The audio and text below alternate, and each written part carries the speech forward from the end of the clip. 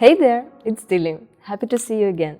This month we have added some new stuff to Landbot and few cool improvements. So let's get right into it. The first one, a new native Calendly integration. It helps you schedule meetings with your users without ever leaving the conversation with the chatbot. Let's take a quick look.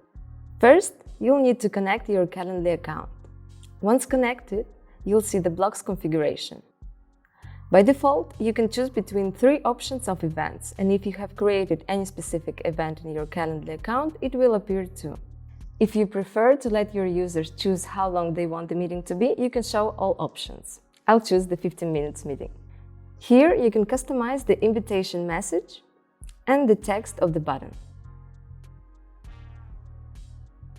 Then we have optional settings, users' data variables. This is very useful if you have already asked your users for their name and the email address, because when the user decides to schedule a meeting, this data will populate the Calendly form, avoiding him from retyping.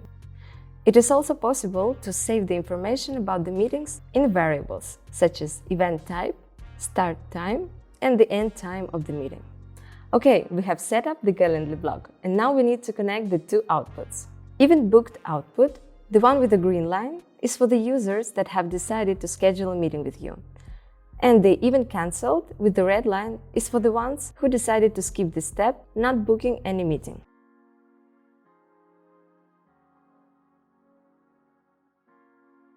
When the integration is completed and someone has booked a meeting with you, you'll find all the details in your Calendly account. And you can even integrate your Google Calendar with Calendly account to have your agenda up to date in real time. Next up, new preferences page within account settings, where you can manage the following points. Select the time zone to set up all your end users' data. Choose in which format you want to display the dates and times. And finally, set the agent assignation rules for the chat section when an agent is offline. There are 3 options for that assignation rule. No status check. The chats will remain assigned to the agent, regardless of the agent's status. Unassigned chats. When an agent is offline, the chats will be unassigned and can be manually reassigned to the other online agents from the unassigned inbox. And last one, reassign chats to online agents according to the volume handled by them.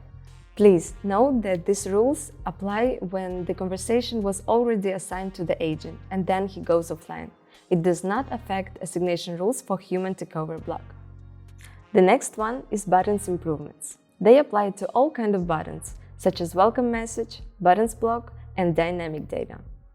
In the blocks configuration, we have a new option to randomize the order of the buttons. This feature is compatible with multiple choices, buttons alignment, and all other settings.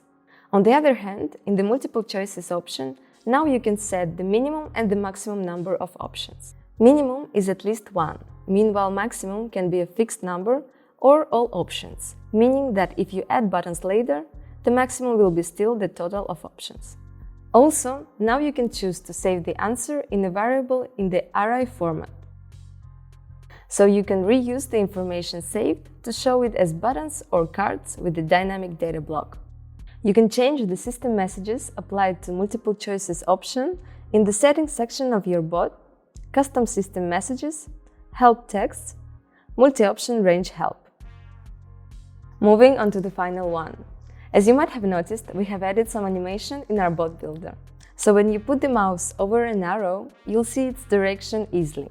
This is especially helpful when your bots are getting more complex. And that's it for this month. See you in the next one and stay safe.